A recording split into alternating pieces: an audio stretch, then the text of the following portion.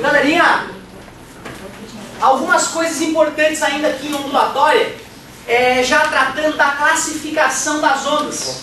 Eu achava que ele ia acabar fazendo isso na outra aula, mas ele já aproveita para falar da classificação. Na verdade, cara, assim como a gente classifica as coisas em nossas vidas, a classificação das ondas tem vários tipos. Tu pode classificar as pessoas pela origem, pela altura, né? Pela cor da pele, pelo desempenho escolar, meu Deus. As ondas também. Primeira classificação, que é a mais importante, é quanto à natureza.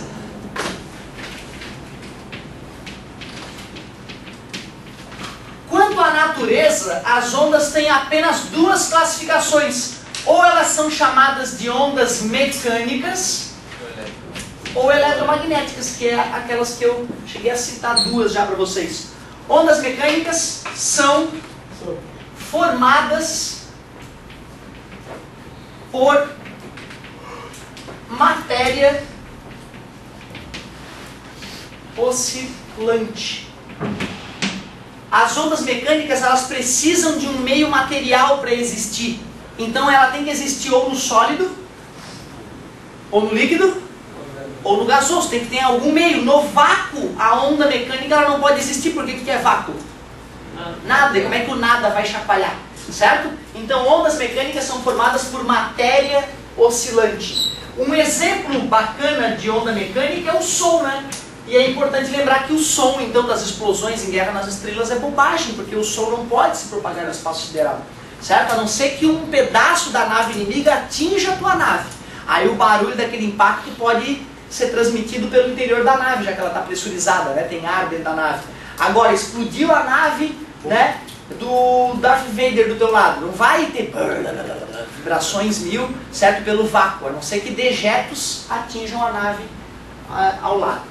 Então são formadas por matéria oscilante. O exemplo clássico é o som. Ondas em corda, né? A gente usa muito esse exemplo, ondas em cordas. Ondas na água, né? Ondas na água, que a gente também gosta bastante de usar. E tantas outras. Vou produzir uma onda mecânica aqui para vocês, ó. Até caiu ali. Ó, aqui ó, o quadro foi oscilando. O quadro é matéria, né? Quadro oscilante, então matéria oscilante, onda mecânica. Até gerou uma outra onda mecânica, que era o som, né? Vocês escutaram, além de terem observado parte da onda aí. As ondas eletromagnéticas, essas aqui são bizarras. Eletromagnéticas. Isso aqui é uma loucura. O som, ele acaba justamente que para que as moléculas se desloquem umas em relação às outras, elas se atritam, né? Certo? Esse atrito acaba aquecendo o ar minimamente, né? A onda sonora ela tem baixíssima potência, certo? Então ela aquece o ar, o ambiente, em função de reduzir a vibração.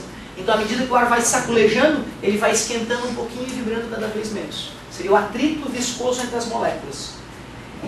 Eletromagnéticas são formadas por ondas, aliás, né, por campos elétricos e magnéticos oscilantes.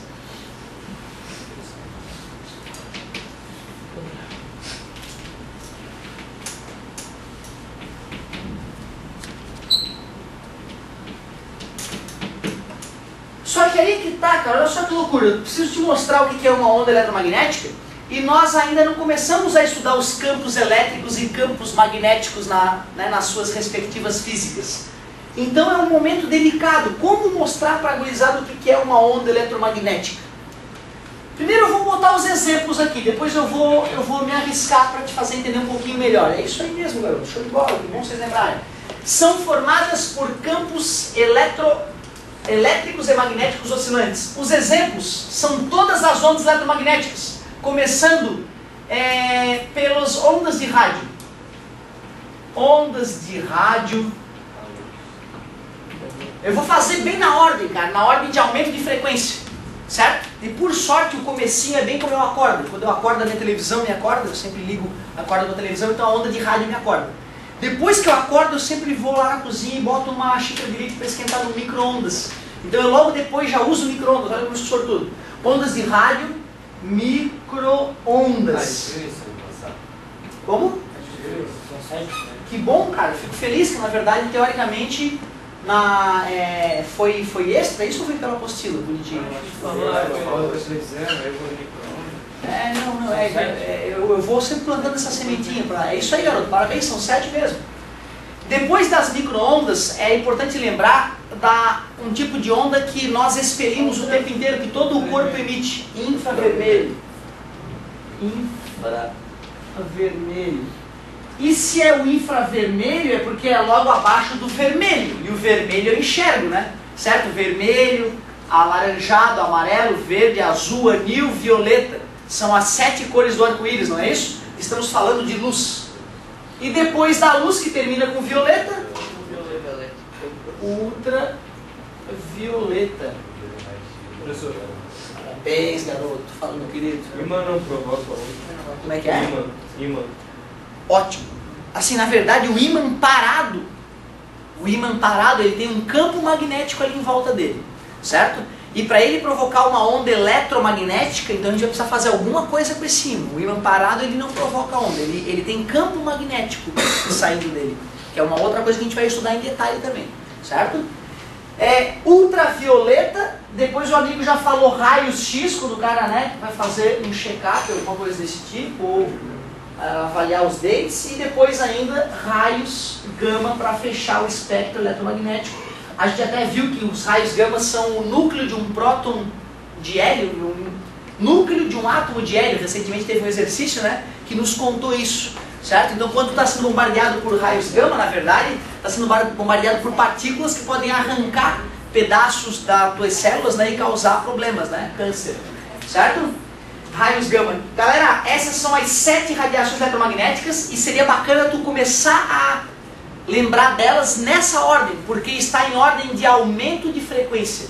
Então, enquanto as ondas de rádio, os campos eletromagnéticos e magnéticos oscilam mais vagarosamente, certo? Sei lá, 100 mil vezes por segundo, as ondas de micro-ondas, elas já oscilam um pouco mais rápido. E as ondas, né, e os raios gama, a oscilação dele é, né, uma ordem bizarra, tá? Qual é a tua rádio mesmo? Né? 100 MHz, não é por aí? 100 MHz, 100 milhões de Hertz. A frequência das ondas de rádio, que teoricamente são as de menor frequência, é 100 milhões de oscilações por segundo. É por isso que a gente não ouve?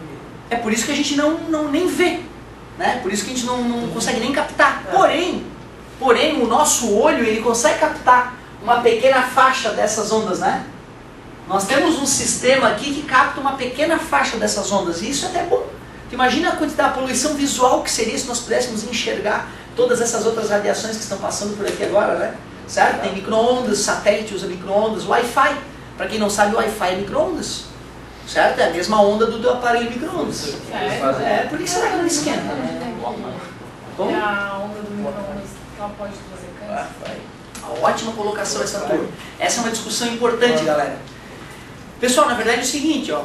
O micro-ondas, até onde se sabe, ele é seguro porque até as ondas, até a luz, elas são chamadas radiações não ionizantes. Ela não é capaz de arrancar uma carga elétrica de um átomo, por exemplo, certo? A partir de ultravioleta, raio-x e raios gama, elas são chamadas de radiações ionizantes. Elas são perigosas, certo? Por isso que a gente tem que tomar cuidado com ultravioleta, né? Por isso que quem faz raio-x quem trabalha com raio-x se defende numa parede de chumbo e tudo mais. Porque o próton, né, porque a partícula não consegue atravessar placas grossas de chumbo, por exemplo. Quem trabalha com raios gama, cara, tem que tomar cuidados extremos, né? É o físico nuclear, é a química nuclear, certo? É uma coisa bem, bem perigosa. Porém, se a pessoa se expor a demais ondas, né, micro-ondas demais, isso pode ter consequências. Certo? Falou que do Wi-Fi é a mesma... Só que aí é que tá, olha que bonito que eu vou te falar. Não, exatamente, mas olha só o que eu vou te falar. Primeiro, como é que o cara descobriu o micro-ondas, o aparelho micro-ondas? Lembra? O chocolate no bolso? O cara tava fazendo uma câmera de guerra noturna, botou o chocolate no bolso, foi testar o chocolate, derreteu, ele viu que não podia acontecer. ele viu que a frequência que ele estava usando era exatamente igual à frequência da molécula de água, e a molécula de água estava entrando em ressonância com a onda. Aí ele pensou, então eu vou alterar um pouco a frequência. Quando ele aumentou um pouco a frequência da micro-ondas que ele estava usando, parou de derreter o chocolate que ele colocava no bolso, mostrando que não estava mais interagindo com a água do chocolate. E aí então vários equipamentos se formaram a partir daí. Equipamentos para visão noturna, baseado em micro-ondas, equipamentos para aquecimento de coisas com água, baseado em micro-ondas, que é o nosso forno de micro-ondas, e equipamentos de telecomunicação, certo? Porque se eu usar uma frequência que não é a da água, não vai esquentar as pessoas em volta, não vai esquentar a água, e eu consigo fazer um gerar e o outro captar. E como a frequência é alta, e ela né, para regiões de pouca distância, é boa.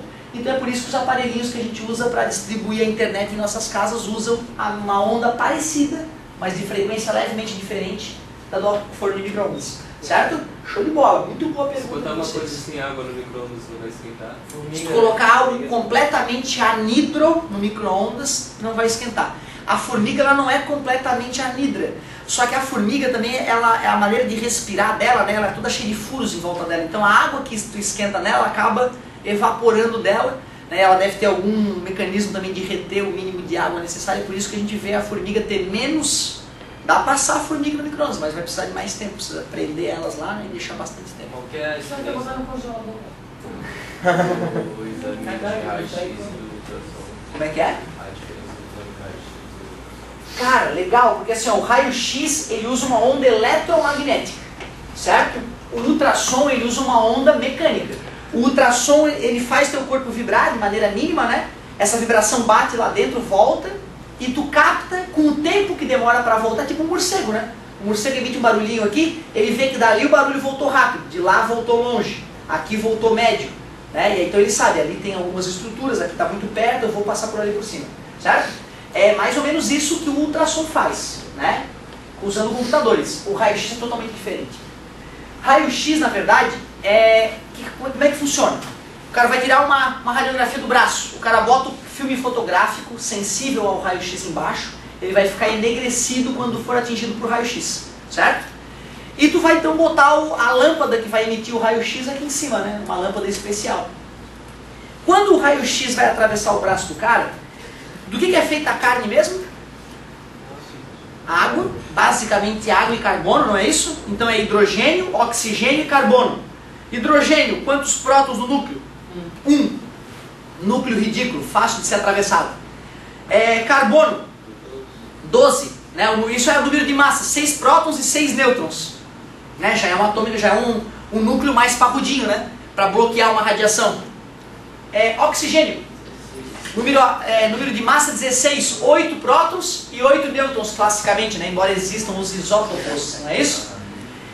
Só que do que é feito o osso? Cálcio, número atômico.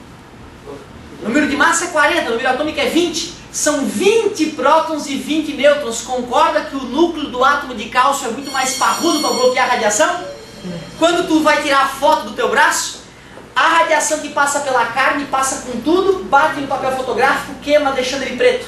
A radiação que passa pelo osso é bloqueada pelo núcleo do átomo de cálcio parrudo, não bate no papel embaixo, fica branquinho depois de revelado. Totalmente diferente do processo certo? Show de bola, galera. Tá ótimo começo. Até aqui a classificação contra a natureza. Continua a partir daqui na próxima aula. Obrigado, amigo. Galera, bom recreio pra vocês. Adorei a atenção de vocês. Muito obrigado pela paciência.